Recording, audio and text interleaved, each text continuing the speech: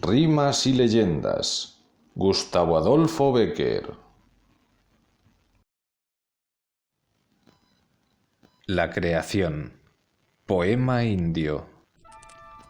Inclinado sobre el abismo sin fondo, el Creador los seguía con una mirada satisfecha, y aquellos mundos luminosos y perfectos, poblados de seres felices y hermosísimos sobre toda ponderación, que son esos astros que, semejantes a los soles, vemos aún en las noches serenas, entonaban un himno de alegría a su Dios, girando sobre sus ejes de diamante y oro con una cadencia majestuosa y solemne.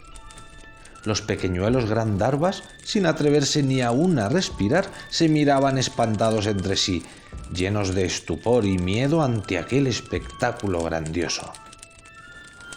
Cansóse Brahma de hacer experimentos, y abandonando el laboratorio, no sin haberle echado al salir la llave y guardándola en el bolsillo, tornó a montar sobre su cisne con el objeto de tomar aire.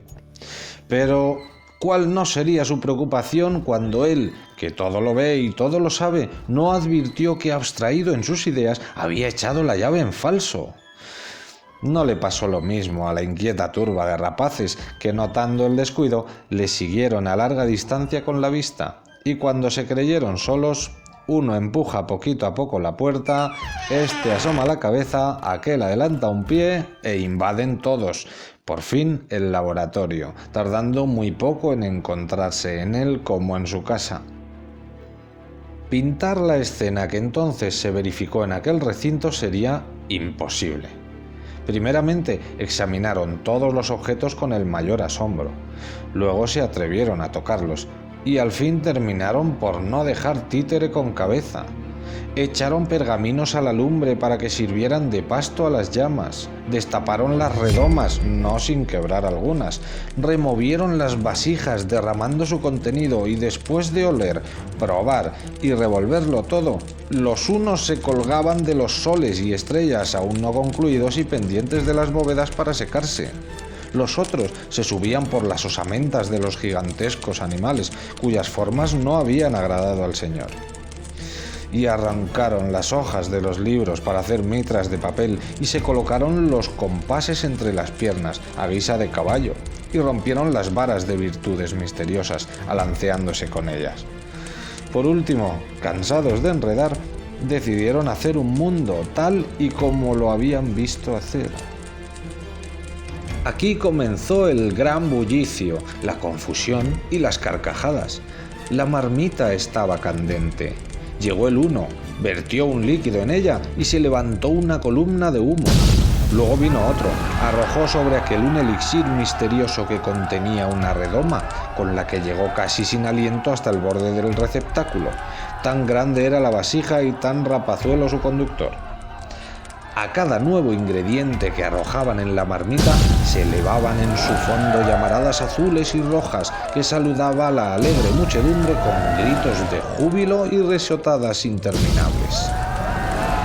Allí mezclaron y confundieron todos los elementos del bien y del mal, el dolor y la alegría, la fealdad y la hermosura, la abnegación y el egoísmo, los gérmenes del hielo destinados a mundos hechos de manera que el frío causase una fruición deleitosa en sus habitadores, y los del calor compuestos para globos cuyos seres se habían de gozar en las llamas.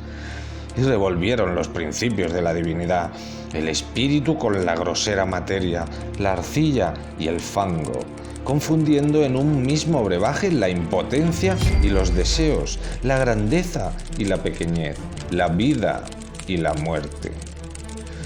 Aquellos elementos tan contrarios rabiaban al verse juntos en el fondo de la marmita.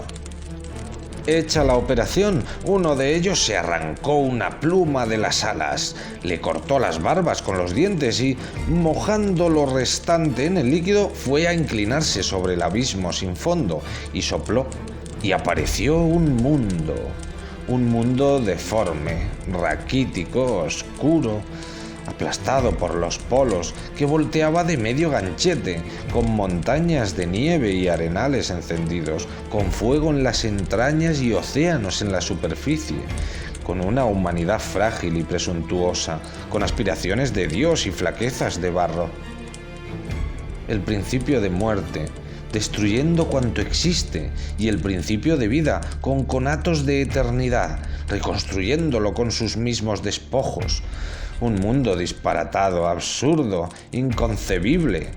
Nuestro mundo, en fin.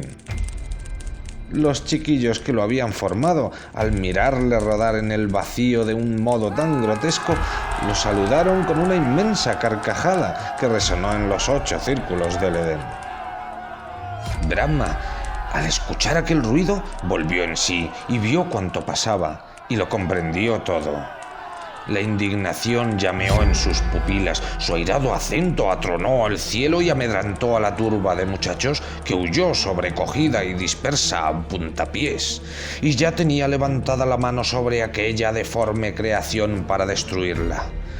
Ya el solo amago había producido en ella esa gran catástrofe que aún recordamos con el nombre del diluvio, cuando uno de los Gandharvas, el más travieso, pero el más mono, se arrojó a sus plantas diciendo entre sollozos: «Señor, señor, no nos rompas nuestro juguete». Brahma es grave porque es Dios y, sin embargo, tuvo que hacer un gran esfuerzo al oír estas palabras para no dejar reventar la risa que le retozaba en los ojos. Al cabo, reponiéndose, exclamó: «Id, turba desalmada e incorregible, marchaos donde no os vea más con vuestra deforme criatura. Ese mundo no debe, no puede existir, porque en él hasta los átomos pelean con los átomos. Pero marchad, os respeto.